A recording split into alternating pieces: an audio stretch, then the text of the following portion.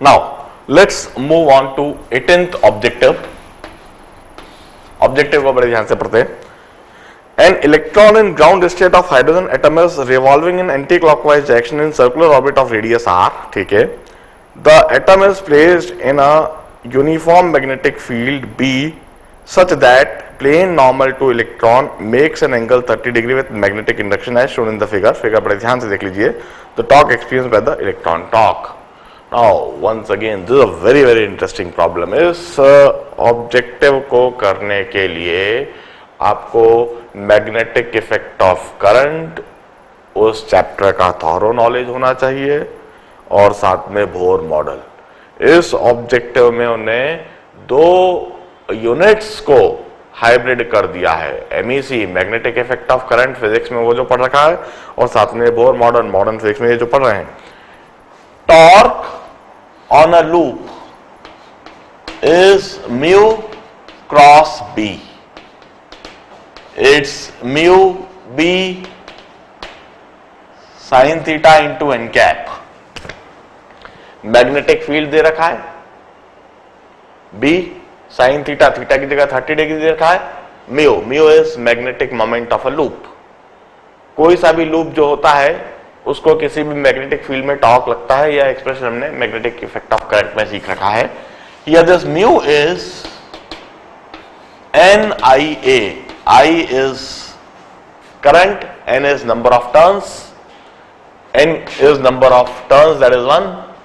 Area की जगह A is area of the loop और I is current। अब मैं करंट के लिए एक्सप्रेशन लिख देता हूं। सबसे पहले area of loop is pi R square, pi R square and current जो होगा दैट इज ई इलेक्ट्रॉन, मतलब ई चार्ज फ्लो कर रहा है कैपिटल टी टाइम पीरियड में। So charge upon time is current. तो ई तो चार्ज ऑन इलेक्ट्रॉन हो गया and T is time period. अब टी टाइम पीरियड के लिए अभी हमने पिछले ऑब्जेक्टिव में निकालने का तरीका सीखा था। Time period is 2 pi R is the distance travelled with velocity v। तो मैं यह टाइम पीरियड लिखूंगा, इधर से करंट लिख दूंगा। Current is E upon time period और EV upon 2 pi R। This current EV upon 2 pi R, यह करंट हुआ। अब इधर से मैग्नेटिक मोमेंट म्यू का मैग्नीट्यूड लिख देता हूं n की जगह, तो मैं 1 ही लिखूंगा, number of turn 1। Current is EV upon 2 pi R into area is pi r square। So this magnetic moment comes out to be pi से pi cancelled, एक r से एक r cancelled। So this is EV into r by 2। EV into r by 2। अब मैं क्यों ना m से यदि मल्टीप्लाई डिवाइड कर दूं तो MVR मुझको दिखने लगेगा। म्यू इज E बाय 2, मैंने MVR m से मल्टीप्लाई डिवाइड कर दिया। m से मल्टीप्लाई डिवाइड करके यह MVR दिखने लगा। ये जो मैग्नेटिक मोमेंट का जो एक्सप्रेशन बना EVR बाय 2 कैसे बना है, फिर एक और बार ध्यान से देखें। Magnetic moment is NIA, N is number of turns तो हमने 1 कह दिया। Current I is charge per unit time, E charge move कर रहा है टाइम पीरियड T में। A is area of the loop pi R square. अब यह जो टाइम पीरियड T है, यह निकालने का तरीका हमने पिछले ऑब्जेक्टिव में अभी समझा है। 2 pi R distance upon velocity, distance upon velocity circular loop में, this is the distance, this is the velocity. तो E और टाइम पीरियड की जगह 2 पाई आर बाय v। और फिर मैग्नेटिक मोमेंट के लिए NIA, N की जगह 1, I की जगह यह करंट और A के लिए एरिया। तो मैग्नेटिक मोमेंट EVR बाय 2 दिखने लगा। EVR बाय 2 इसकी वैल्यू समझने के लिए मैंने इसको m से मल्टीप्लाई डिवाइड करा, तो E बाय 2 एमवीआर की वैल्यू हम जानते हैं, it's angular momentum NH/2π, E/2m into NH/2π. So magnetic moment comes out to be NHE/4πm. This is the magnetic moment. अब हम टॉर्क का मैग्नीट्यूड निकालने के लिए म्यू बी साइन थीटा करते हैं. म्यू की जगह mu B sine 30. Torque is mu की जगह NHE/4πm, बी की जगह बी साइन 30 की जगह 1/2. And this gives me the correct answer to the problem is ground state है इसलिए n की वैल्यू 1 हो गई. n is equal to 1 since it's in ground state. So EBH/8πm. EBH/8πm. A और बी दोनों एक ही ऑप्शन लिखे हुए हैं. इनफैक्ट द करेक्ट आंसर कहीं मिसप्रिंट होगा, but the correct answer to the objective is A. This is torque on that electron. बड़े ध्यान से देखिए, इस जगह पर n नंबर ऑफ टर्न्स है, सिंगल टर्न n, और इस जगह पर जो MVR इक्वल टू NH/2π लिखा है, इधर प्रिंसिपल क्वांटम नंबर n है, ग्राउंड स्टेट होने की वजह से n इक्वल टू 1 हुआ, और NHE/4πm यह मैग्नेटिक मोमेंट की वैल्यू इधर सब्स्टिट्यूट करी, B दे रखा है, उसको B से ही डिनोट करना है, sin 30 की जगह 1/2, and hence this is the torque. Now let's move on to 19th objective.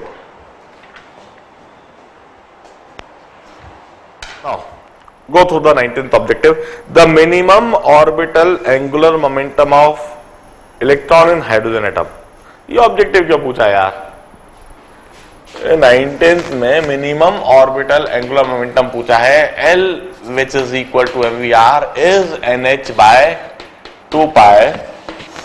For minimum L, n must be equal to 1. So minimum orbital angular momentum is h/2π. इससे कम नहीं हो सकता. So correct answer to this objective is C.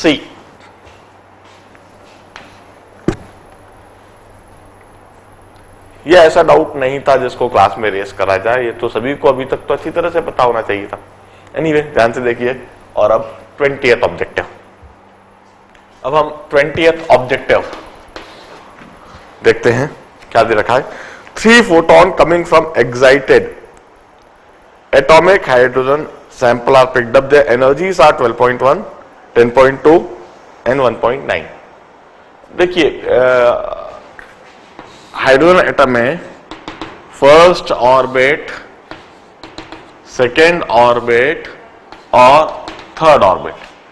जब एक electron 12.1 energy radiate कर रहा है, इसका मतलब ट्रांजिशन 3 to 1 हो रहा होगा, और 10.2 जब वो रेडिएट कर रहा है, इसका मतलब ट्रांजिशन 2 to 1 हो रहा होगा. 1.9 के लिए ट्रांजिशन 3 से 2 में हो रहा होगा. 12.1 एनर्जी रेडिएट होती है जब इलेक्ट्रॉन 3 से 1 पर आता है. 10.2 रेडिएट होती है जब वो 2 से 1 पर आता है, और 1.9 रेडिएट होती है जब वो 3 से 2 पर आता है. अब this photon must come from, एक फोटोन यदि 3 से 1 पर आया तो वो एक एटम से आया होगा, और दूसरे एटम से पहले 3 से 2 में इलेक्ट्रॉन आया होगा, फिर 2 से 1 में. तो यह तो ट्रांजिशन एक एटम दिखा रहा है, और यह दोनों ट्रांजिशन मिलकर एक एटम दिखा रहे हैं. इलेक्ट्रॉन जो है वह पहले 3 से 2 में आया तो 1.9 EV रेडिएट हुई, फिर 2 से 1 में आया तब 10.2 EV रेडिएट हुई. इस तरीके से यह दोनों ट्रांजिशन एक ही एटम को दिखा रहे हैं, और यह ट्रांजिशन एक एटम को दिखा रहा है. It means there must be 2 atoms. This data suggest कि यह जो फोटॉन्स है, इतनी एनर्जी वाले फोटॉन दो एटम्स से रेडिएट हो रहे होंगे. This is a problem which is based on logic. Situation को समझकर, कंडीशन को समझकर यह लॉजिक डेवलप करना है कि ऐसा सिर्फ दो एटम से ही हो सकता है, वहां एक एटम से भी नहीं हो सकता, तीन एटम से भी नहीं हो सकता. तीन एटम होंगे तो वहां पर और भी ज्यादा फोटॉन्स रेडिएट होंगे, क्योंकि वहां और भी ज्यादा ट्रांजिशन पॉसिबल है. So now let's move on to 21st objective.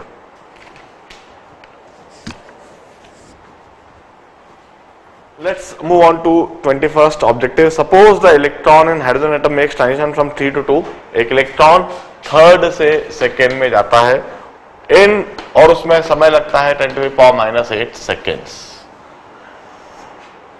The order of torque acting on electron in this period using the relation between torque and angular momentum discussed in chapter on rotational mechanics. Now, the simple problem, torque acting is delta L upon delta T. यह delta T दे रखा है, और delta L जो होगा हम अच्छी तरह से जानते हैं. इनिशियल एंगुलर मोमेंटम L3 है 3h अपॉन 2 पाई, और final angular momentum is 2h upon 2 pi.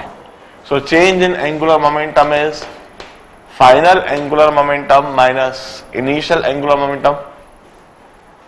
So change in angular momentum delta L is h upon 2 pi.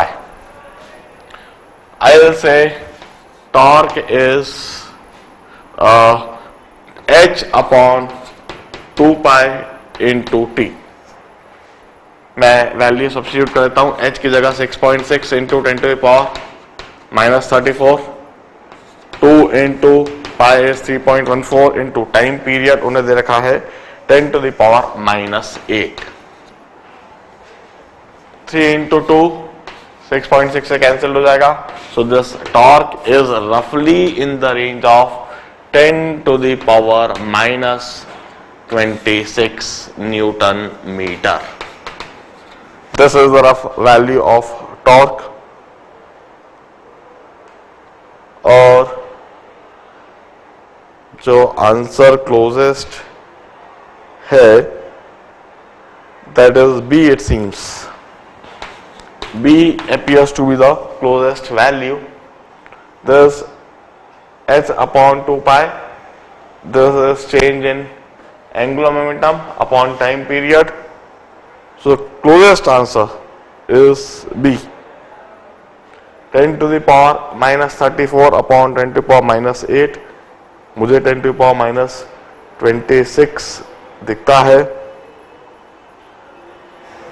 Mark it be.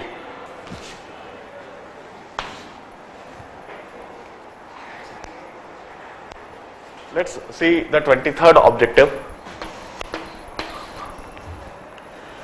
In which of the following system will the radius of first orbit B minimum. अरे ये तो बिल्कुल simple है यार.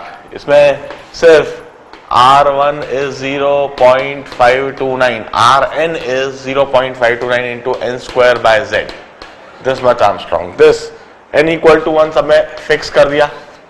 अब hydrogen atom के लिए हम लिखेंगे, A के लिए हम लिखेंगे R1 is 0.529 into 1 square by 1. B के लिए हम लिखेंगे, ड्यूट्रियम के लिए हम लिखेंगे R1 is 0.529. अब deuterium is isotope of hydrogen, Z की वैल्यू वही रहती है, कोई फर्क नहीं आएगा. Singly ionized helium, singly ionized helium के लिए हम लिखेंगे 0.529 into 1 स्क्वायर. हीलियम के लिए Z would be equal to 2, क्योंकि हीलियम में दो प्रोटॉन्स होते हैं. डबली आयोनाइज्ड लिथियम, डबली आयोनाइज्ड लिथियम के लिए हम R1 लिखेंगे 0.529 into 1 स्क्वायर. लिथियम में Z equal to 3 होता है. Hence the minimum radius is for doubly ionized lithium. The correct answer to this objective is G. It's a doubly ionized lithium. Doubly ionized lithium जो होता है Li2 positive, इसके लिए Z equal to 3, singly ionized helium He positive, इसके लिए Z equal to 2, और इन दोनों case में Z equal to 1. So minimum radius is for doubly ionized lithium atom. This is 25th objective. अब हम 23rd ऑब्जेक्टिव है, 25th ऑब्जेक्टिव देखेंगे. जरा तेजी से इसको लिख लीजिए और 25th पढ़ना चालू कर दीजिए. Now start reading this 25th objective. Which of the following curve may represent speed of electron in hydrogen atom as a function of principal quantum number? Now once again the objective directly apply the knowledge of that expression. Velocity of electron is given by 1 by 4 pi epsilon naught into 2 pi ze square upon nh, or this velocity is given by 2.18 into 10 to the power 6 into z by n meters per second. Observe that velocity of electron in any nth orbit is inversely proportional to n. Hence velocity versus n is hyperbola. यह एक hyperbola होना चाहिए. Velocity into n must always be a constant. So the curve for velocity versus n must be like this. Now look at the options. A एक अलग तरह का curve दिख रहा है, B straight line, D, C is the correct answer to this objective. इसका correct answer C होना चाहिए. बड़े ध्यान से देखिए. वेलोसिटी के लिए एक्सप्रेशन, वेलोसिटी के लिए एक्सप्रेशन इस तरह से लिखा गया. Velocity is inversely proportional to n. V into n would be always a constant. So velocity versus n is always a hyperbola. यह कर्व ऐसा होना चाहिए. Hence C is the correct answer to this objective. Now we will solve 29th objective. देखिए ध्यान से.